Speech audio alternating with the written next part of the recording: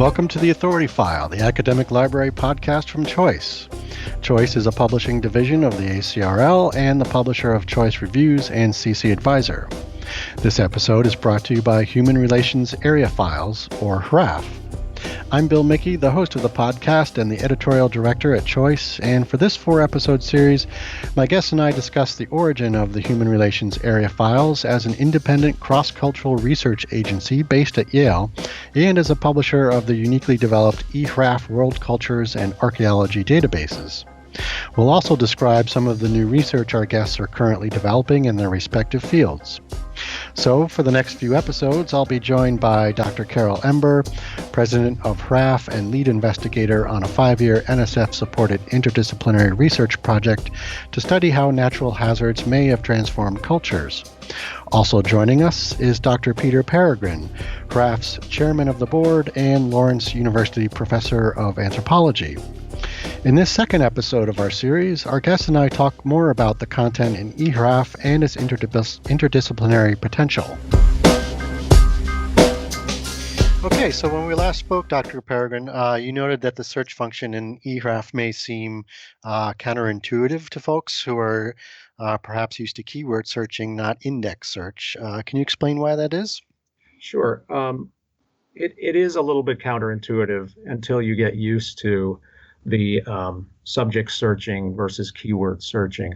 But it's extremely powerful, I think. And we can use an example of crime. If one's interested in crime, what you would do in HRAF is you would go into the outline of cultural materials and find the subject for crime.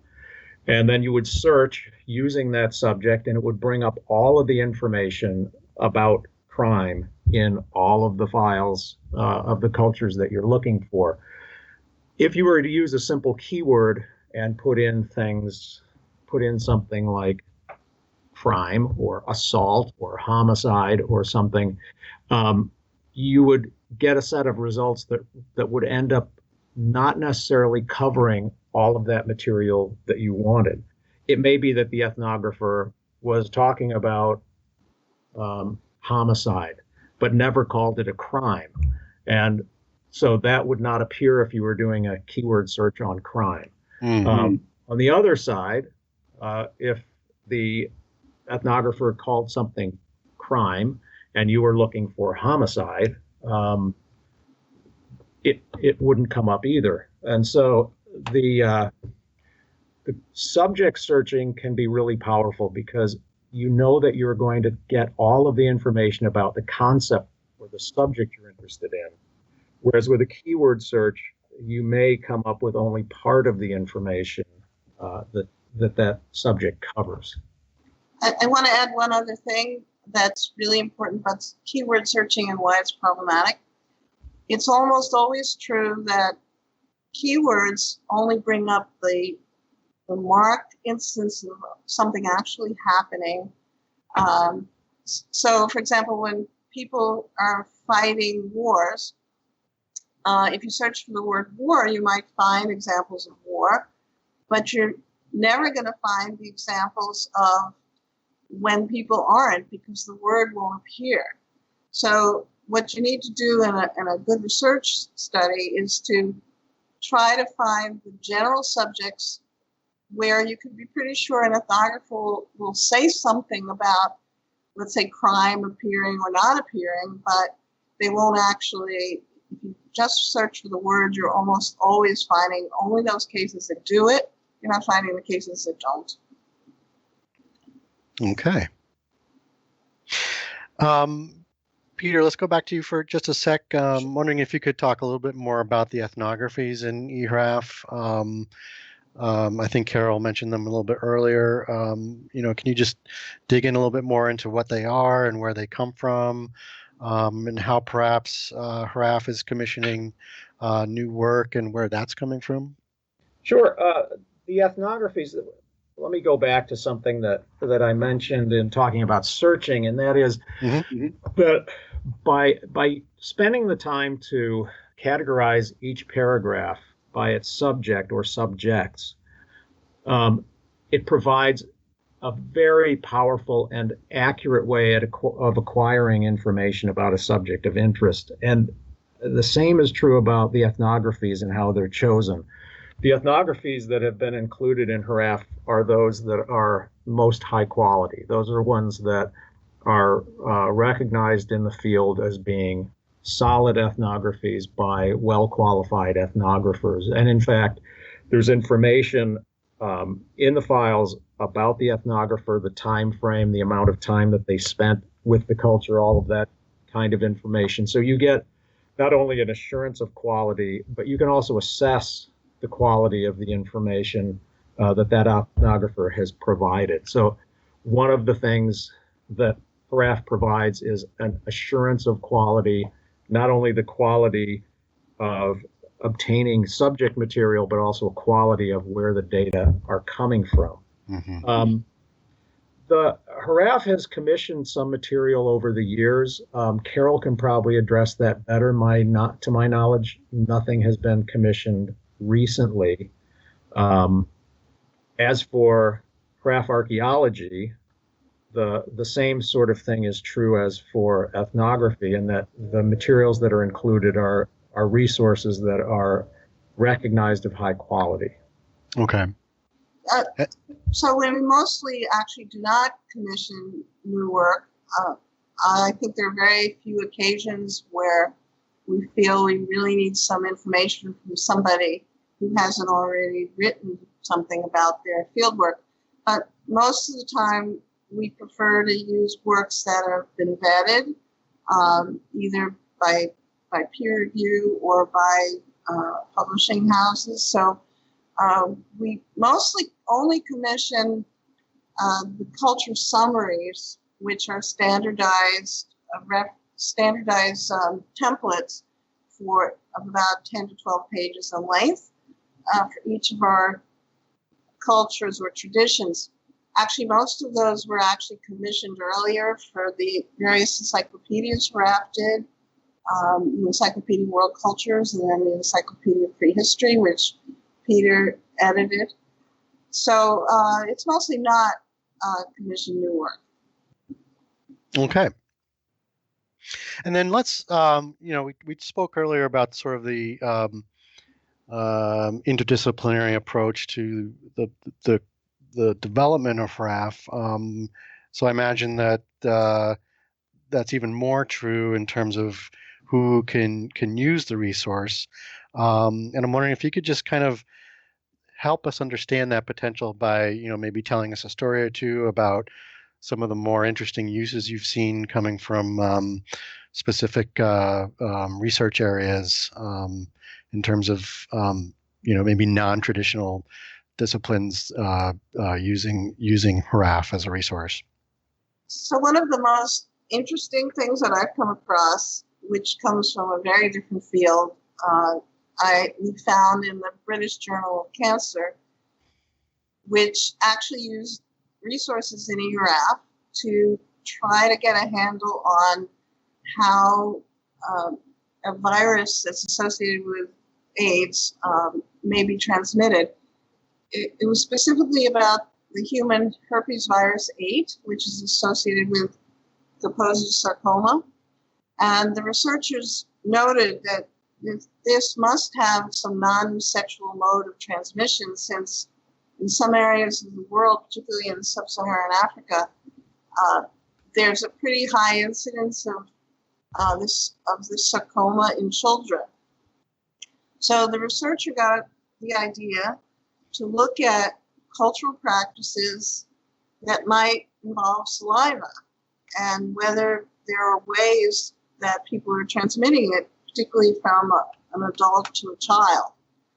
And I found it fascinating that the researcher looked for sub-Saharan African cultures and actually did, in this case, some word searches for saliva and spit, and I forgot a few other choices of keywords. And they found 3 domains of cultural practice that could be clues to a non-sexual mode of transmission.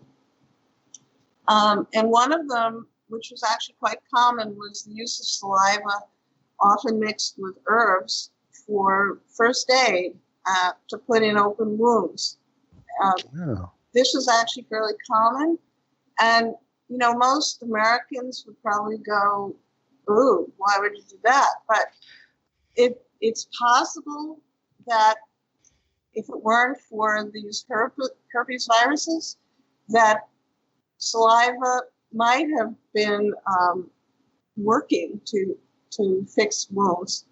There's a lot of things that people do that, pre-science, that actually turn out to be very powerful medicines, such as aspirin was discovered from outside. It was completely outside medicinal, Western medicinal practice. Mm-hmm. The other thing they found with saliva use was in some rituals, like one initiation ceremony for girls. The girls would pass beads or twigs held in their mouths, pass them from one girl to another. Actually, it reminds me of a game we played as a kid for Halloween, where you had a bob for apples and then pass the apple from one person to another. But the third main use of saliva, which could be passed to infants, was that in many cultures, mothers have to pre-chew food so babies can eat it. These are people who didn't have baby food that come in jars. And for a lot of food, babies are simply not able to, they don't have the teeth to digest things. So commonly mothers pre-chew food and give them to their infants. So this I thought was fascinating because, we didn't know who this person was. This research actually just appeared. And the researcher pointed out that you'd have to check with more recent time periods when we do have information about AIDS and these herpes viruses, whether they were still being practiced. But here's an example where older stuff might be more useful than new stuff. Mm-hmm. Because in recent times, a lot of people know that Westerners think their medical practices are kind of weird or disgusting. And they won't tell you. If you ask them, hey, do you put saliva on your wounds? They might say no, because they know we're going to think it's bad or strange. So very often the earlier material, which is when these practices were actually happening, probably more in the open, could give you better information, at least as a starting point, than more recent information. The other study I wanted to tell you about was actually something that I did, and with my late husband, with a political scientist, which kind of shows you the interdisciplinary use of ethnography. So it's widely claimed in studies of international relations that democracies do not fight each other. But it's also, and it's a very robust finding, but it's also the case that democratic countries also have different qualities from other countries, such as they tend to be richer. The democracies tend to be in formal alliances, such as NATO. And so the question arises, is this a real generalization about polities, or is it simply something that's an artifact of we're just looking at countries? So we decided, together with Bruce Russett, who's a political scientist, to try to test this hypothesis in a very different domain. Actually, we did it before there was an HRAF. It was the paper collection of the HRAF collection of ethnography. But we decided to look at the anthropological cultures to see if there's any merit to this idea that democracies don't fight each other. It's a little complicated, but in order to do this research, we had to transform the hypothesis, because most anthropological cultures do not have any political centralization at all. Sometimes the community is the largest polity. Most of them don't have equivalent of elections. So we had to come up with other measures of democracy, but we more aptly would call it degree to which adults participate in local decision making. Whether they can remove a leader that they don't like, those kind of measures, which we did for the ethnographic materials. And we also realized that in uncentralized societies, and the international arena is not between one society and another, but it's between often one community and another. So we transformed the hypothesis to look at, do societies with more political participation at the local level, do they fight less with other communities nearby? And we were pretty amazed because we had to do a lot of transformation here, but we actually found pretty robust support for this hypothesis that there was less fighting within the society in cultures that had much more political participation. So this gives us confidence that the proposition may be correct. And this study was actually fairly widely cited by political scientists who realized that being able to take the theory to another domain was actually very useful.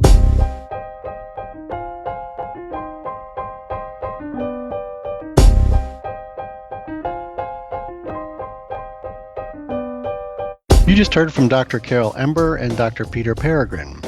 This concludes the second of our four-part series on the origin of the Human Relations Area Files as an independent cross-cultural research agency based at Yale and as publisher of the HRAF World Cultures and Archaeology Databases.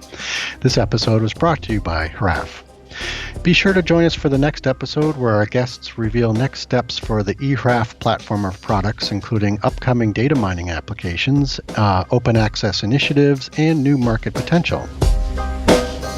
I'll give you an example of a little pilot project. We recently worked with the Harvard Song Project. They're studying songs around the world to help them do some data mining in HRAF.